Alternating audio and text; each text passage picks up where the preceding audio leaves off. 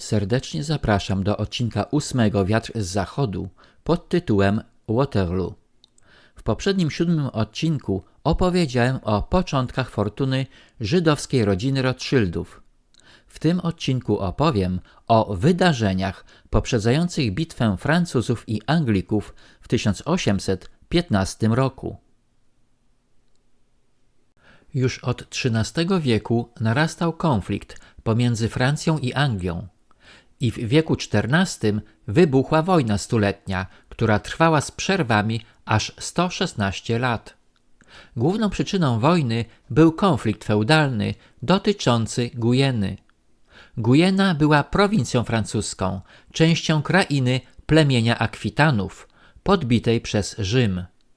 Jednakże od XII wieku należała ona do królów Anglii Plantagenetów.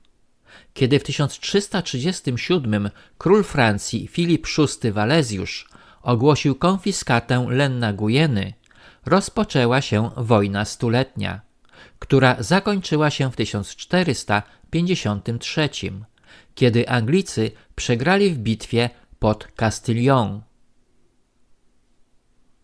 Wrogość Anglików do Francuzów potęgowała religia katolicka panująca we Francji.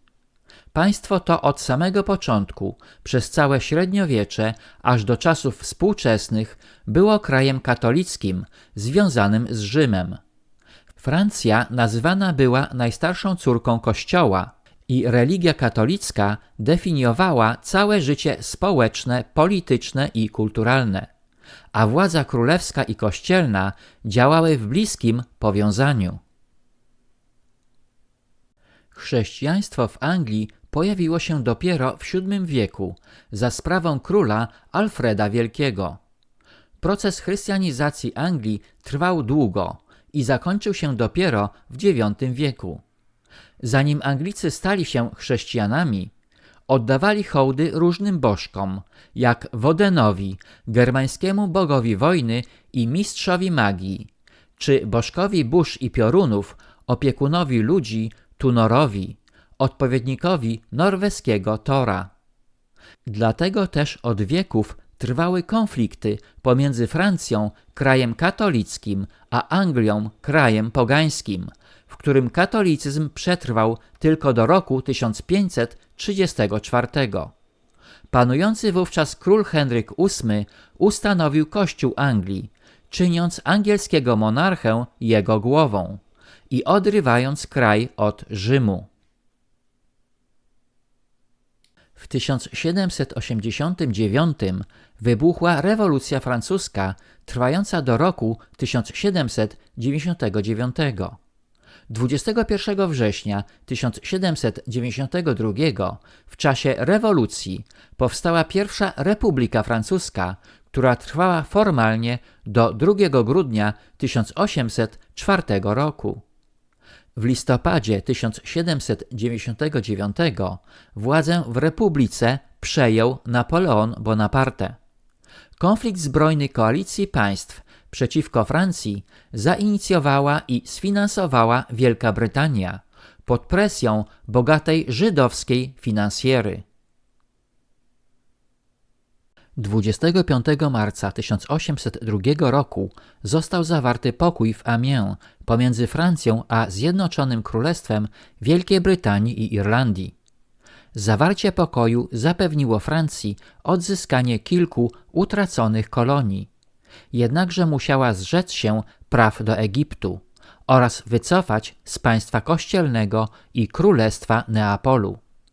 Wielka Brytania uzyskała Ceylon kosztem Republiki Batawskiej, Trinidad kosztem Hiszpanii oraz miała zwrócić Maltę zakonowi Joanitów. 18 maja 1804 Napoleon dokonał zamachu na ówczesną władzę konsulatu. Ogłosił się cesarzem Napoleonem I pierwszego cesarstwa francuskiego. Zanim Napoleon został francuskim cesarzem, Anglia, niezadowolona z ustaleń pokoju w Amiens, zerwała pokój i ponownie wywołała wojnę z Francją w 1803 roku.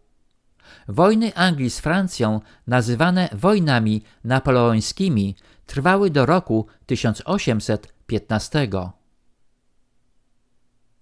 Za końcową datę wojen napoleońskich uznaje się 20 listopada 1815 roku, kiedy doszło do wielkiej bitwy pod Waterloo, klęski Napoleona I i podpisania drugiego traktatu paryskiego w 1815. Cesarz Napoleon abdykował i został zesłany na wyspę Świętej Heleny. Rothschildowie, podobnie jak inni superbogaci żydowscy bankierzy, wykorzystywali wojny napoleońskie, jak i wcześniejsze starcia militarne Francji z Anglią czy Prusami do robienia bajońskich interesów, udzielając pożyczek na wysoki procent i sprzedając broń to jednej, to drugiej stronie. Co więcej, byli zainteresowani wzniecaniem wojen, powstań, zamieszek, gdyż interes wojenny, jak żaden inny, przynosił im najwięcej dochodów. Na długo przed wybuchem wojen napoleońskich przewidujący Rothschildowie zbudowali własny system przekazywania informacji i depesz. System ów składał się z rzeszy agentów, tworzył rozległą, zakonspirowaną sieć, niewiele różniącą się od sieci szpiegowskich. Każda ważna i poufna informacja dotycząca handlu czy polityki była błyskawicznie przekazywana między Londynem, Paryżem, Frankfurtem, Wiedniem i Neapolem. Data bitwy pod Waterloo 20 listopada 1815 jest datą, kiedy Rothschildowie przekroczyli kolejny Rubikon przyzwoitości, wykorzystując ludzkie nieszczęście w celu zdobycia fortuny, o jakiej nie marzył nawet Ali Baba z księgi 1001 nocy.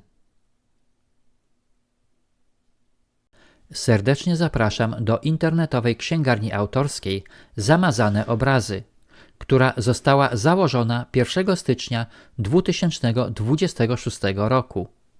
Aby wejść do księgarni, wystarczy w wyszukiwarce Google wpisać jedno słowo zamazaneobrazy.pl.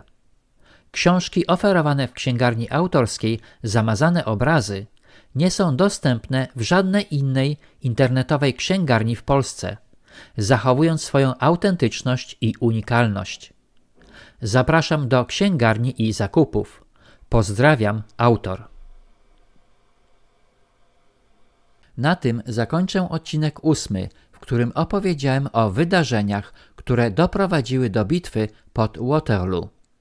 Serdecznie zapraszam do odcinka 9 pod tytułem Wieczny dłużnik.